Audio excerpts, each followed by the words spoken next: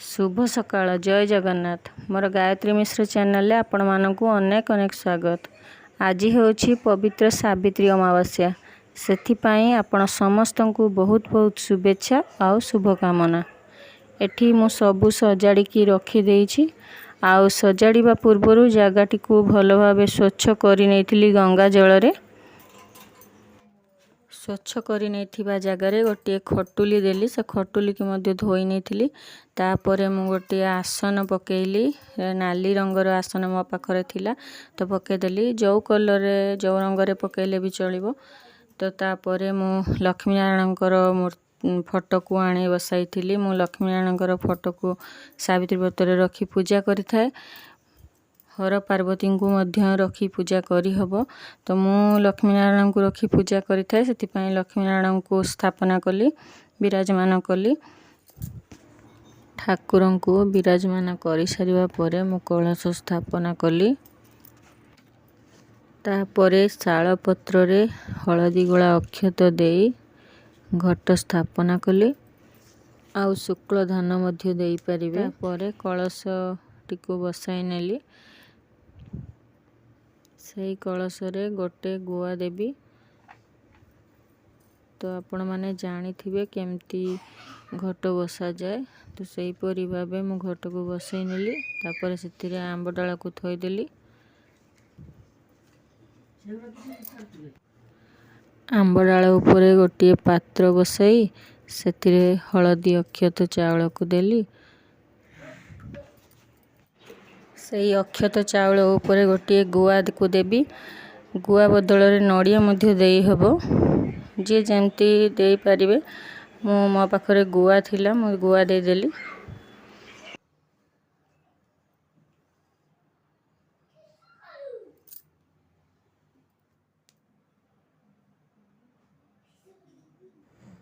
तापरे कलश रे चंदन सिंदूर लगाई लक्ष्मी नारायण को फोटो रे चंदन सिंदूर लगाई देली।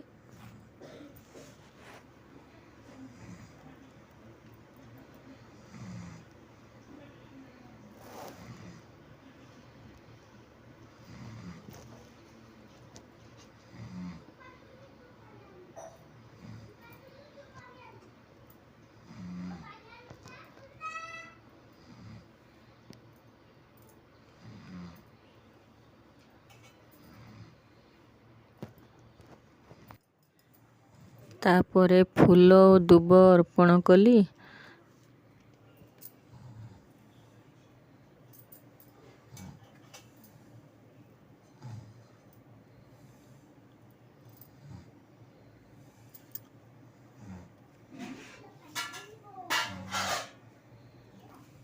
तापरे सावित्री व्रत बही को आनी सेठी थोइली।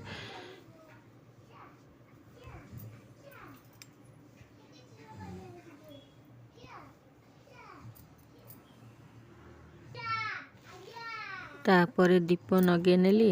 दीप लगेवा समय रे दीपं ज्योति परम ब्रह्म दीपं ज्योति दनादनम दीपं ज्योति हरत पापं संध्या दीपं नमस्तुते यही मंत्र को कही दीप लगाई लेली।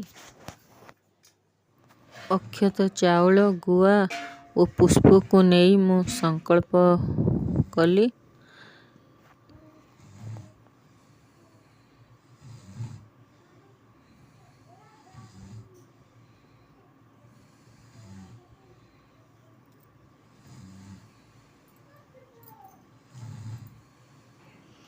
तापरे मु दक्षिणा मध्य रखिनेली। पूजा सारिबा परे दक्षिणा दिया जाए दक्षिणा रखिनेली। तापरे सेथिरु गोटे व्रत को आनी लक्ष्मी नारायण को फोटो पाखे रखिली। लक्ष्मी नारायण को छुआई तांको पाखे रखिली।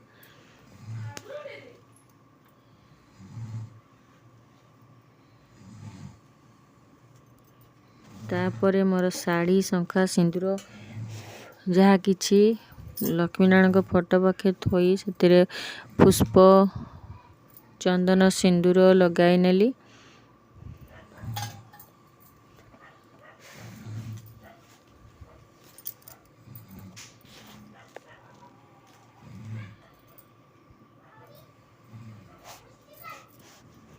शान्ताकारं भुजगशयनं पद्मनाभं सुरेशं विश्वधारं गगनसदृशं मेघवर्णं शुभांगं लक्ष्मीकान्तं कमलनयनं योगिर्विधानं गम्यं वन्दे विष्णु भवभयहरं सर्वलोकैकनाथं। ଏହି ମନ୍ତ୍ର କହି ପୁଷ୍ପାଞ୍ଜଳି ଅର୍ପଣ କଲି। ତାପରେ ଧୂପ ଦୀପ କର୍ପୂରରେ ଆଳତି କଲି। ଆଳତି କରିସାରିବା ପରେ କ୍ଷମା ପ୍ରାର୍ଥନା କଲି। ତ୍ୱମେବ ମାତା ଚ ପିତା ତ୍ୱମେବ ବନ୍ଧୁଶ୍ଚ ସଖା ତ୍ୱମେବ ବିଦ୍ୟା ଦ୍ରବିଣଂ ତ୍ୱମେବ ସର୍ବଂ ମମ ଦେବ ଦେବ। ତାପରେ ଖାଲି ହାତରେ ବହି ପଢ଼ାଯାଏନି, ସେଥିପାଇଁ ମୁଁ ହଳଦୀ ଅକ୍ଷତ ଚାଉଳକୁ ଧରି ବହିକୁ ପଢ଼ିଲି। ସାବିତ୍ରୀ ବ୍ରତ ବହି ପଢ଼ିନେଲି। ତ ମୁଁ ବହି ପଢ଼ୁନାହିଁ ଭିଡ଼ିଓରେ, କାହିଁକିନା ଭିଡ଼ିଓ ଲମ୍ବା ହୋଇଯିବ, ସେଥିପାଇଁ ମୁଁ ବହି ସବୁ ପଢ଼ି ନେଇ ସାରିଲି। ତାପରେ ଶାଢ଼ୀ ଚୁଡ଼ି ଶଙ୍ଖା ସିନ୍ଦୁର ପିନ୍ଧି ସାରିଲା ପରେ ଯାଇ ପ୍ରଥମେ ବୃନ୍ଦାବତୀଙ୍କୁ, ତାପରେ ଠାକୁରଙ୍କୁ, ତାପରେ ସ୍ୱାମୀଙ୍କୁ ପ୍ରଣାମ କରିଥିଲି। ଏହିପରି ମୋର ବ୍ରତ ରଖିଥିଲି। ଜୟ ଜଗନ୍ନାଥ।